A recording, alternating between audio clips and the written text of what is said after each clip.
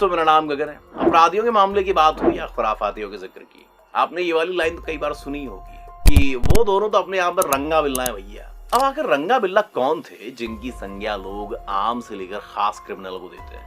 रंगा और बिल्ला ने 80 के दशक में ऐसा कौन सा काम कर दिया था जिसके चलते उन्हें फांसी पर लटका दिया गया?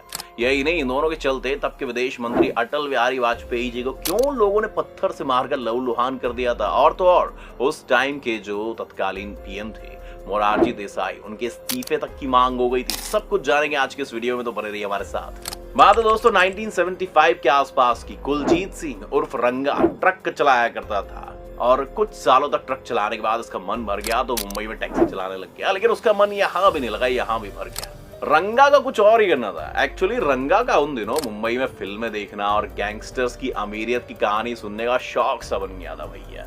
सिनेमा की टिकट कटाता था, मस्त पिक्चर देखने जाता था। इसीलिए रंगा क्राइम करके पैसे कमाने के बारे में सोचने लग गया।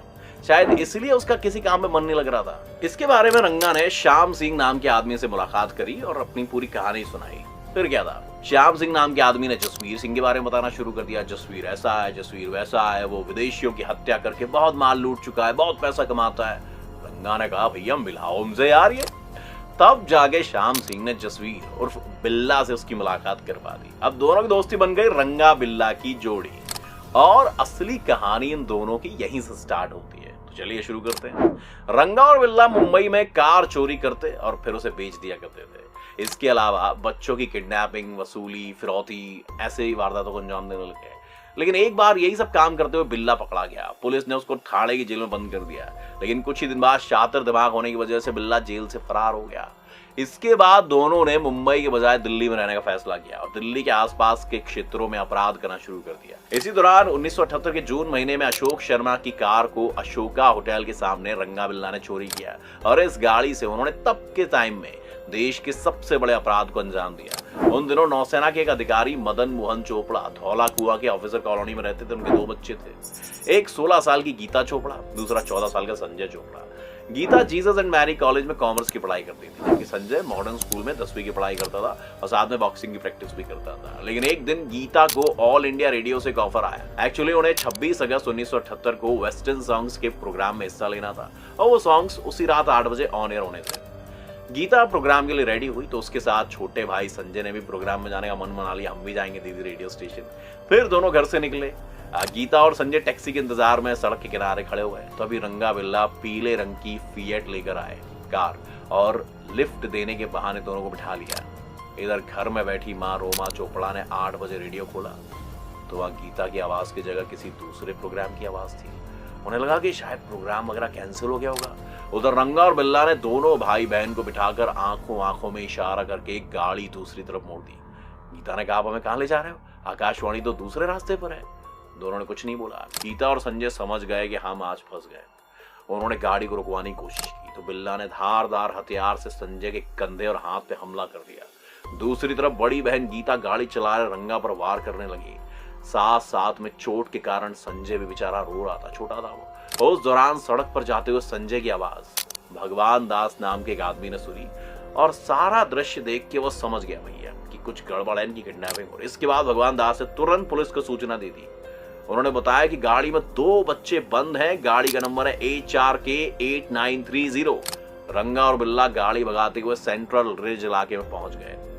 यहाँ गाड़ी रोकी और सबसे पहले संजय की हत्या कर दी। इसके बाद दोनों ने मिलकर गीता के साथ बदसलूकी की। रंगा गीता को उसके भाई की लाश की तरफ ले जाने लगा। तभी पीछे से बिल्ला ने तलवार निकाली और गीता की गर्दन पर वार कर दिया। गीता की मौके पे मौत हो गई दोस्तों। फिर दोनों ने उसकी लाश को उठाया और सड़क के किनारे फेंक कर भाग गए।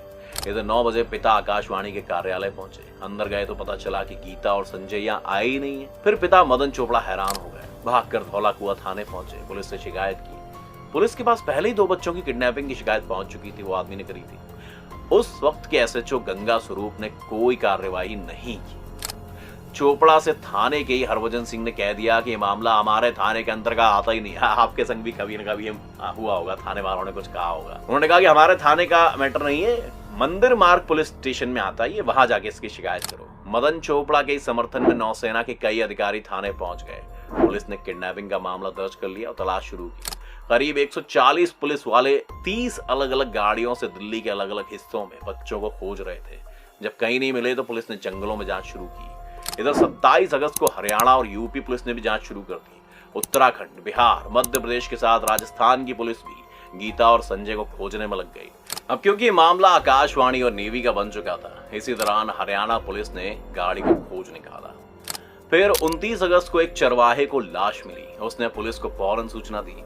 बस फिर क्या था, दिल्ली पुलिस हरकत में आ गई और तुरंत पहुंच गई वहां पे। सड़क से महज 5 मीटर की दूरी पर पड़ी लाश को बाहर निकाला, आसपास सर्च शुरू किया। 50 मीटर की दूरी पर एक और लाश मिली।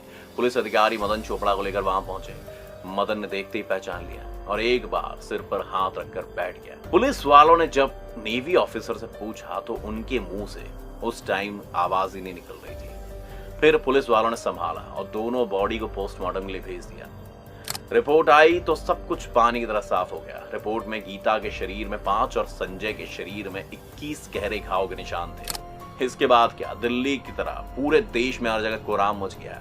इधर लोकसभा के अंदर कांग्रेस के नेताओं ने जनता दल के खिलाफ हाय हाय के नारे लगाए। उस टाइम के पीएम मोरारजी देसाई के इस्तीफे तक की मांग की गई। तब जाके मोरारजी देसाई खुद पीड़ित के घर गए। उसी दौरान उस टाइम के विदेश मंत्री अटल बिहारी वाजपेयी दिल्ली में प्रदर्शन कर रहे लोगों से मिलने पहुंचे तो किसी ने पत्थर फेंक दिया।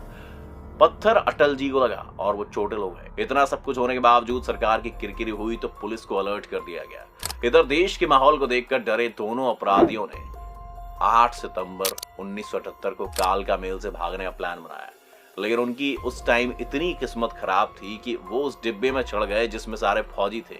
उनमें से एक फौजी इन्होंने पहचान लिया कि ये तो चोर चक्के हैं, इनकी फोटो मैंने अखबार में देखी है। इस दौरान सभी फौजियों ने उन दोनों को धर दबोचा कि तुम कहां जा रहे हो, क्या मकसद है। इस क्वेश्चन को सुनकर दोनों डर गए। तभी आर्मी ऑफिसर ने वक्त की नजाकत को समझा और तुरंत पुलिस को सूचना दी और इन्हें गिरफ्तार करवा दिया। एक्चुअली पुलिस और आर्मी वालों को 2 बच्चों के मर्डर केस में इनके ऊपर शक हो गया था। गिरफ्तारी के बाद केस बहुत तेज चला। किस्मत रही कि ये लोग पकड़ गए। पुलिस ने दोनों से अलग अलग पूछताछ की और डीएनए जांच हुई। सारे सबूत और डीएनए रंगा बिल्ला से मैच कर गए। सेशन कोर्ट ने दोनों को फांसी की सजा सुनाई। रंगा बिल्ला ने दिल्ली हाई कोर्ट में याचिका दायर की।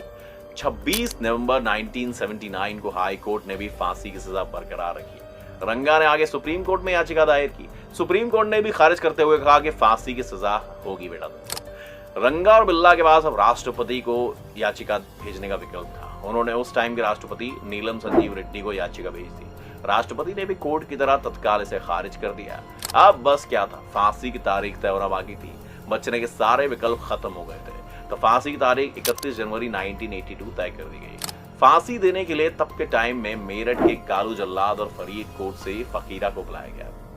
फांसी के लिए रस्सी बिहार के बक्सर से लाई गई। जेल प्रशासन ने इन दोनों जल्लादों को इस काम के लिए उस टाइम 150 रुपए दिए थे।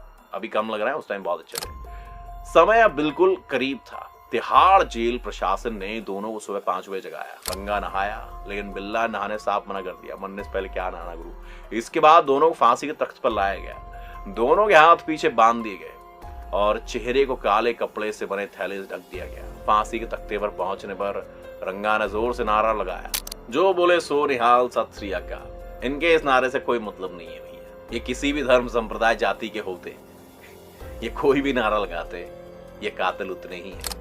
तभी जेल के सुप्रिंटेंडेंट आर्य भूषण शुक्ल ने लाल रुमाल हिलाया और दोनों जल्लादों ने लीवर खींच दिया।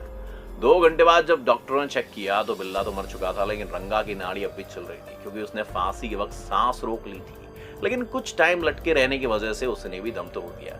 इस दौरान बिल्ला और रंगा के घर वालों ने अंतिम संस्कार के लिए लाश लेने से मना कर दिया। जेल प्रशासन ने अपनी तरफ से उनका अंतिम संस्कार किया और इस तरीके से न्याय का चक्र पूरा हो गया।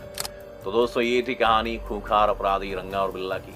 आपको हमारे द्वारा दी गई जानकारी कैसी लगी हमें कमेंट में जरूर बताइएगा। वीडियो पसंद आई हो तो लाइक और शेयर करें। साथ ही ऐसी क्राइम रिलेटेड कहानियों को जानने के लिए चैनल को सब्सक्राइब करें और वीडियो को लाइक जरूर कर दीजिएगा। Thanks for watching this video. मेरा नाम गगन है।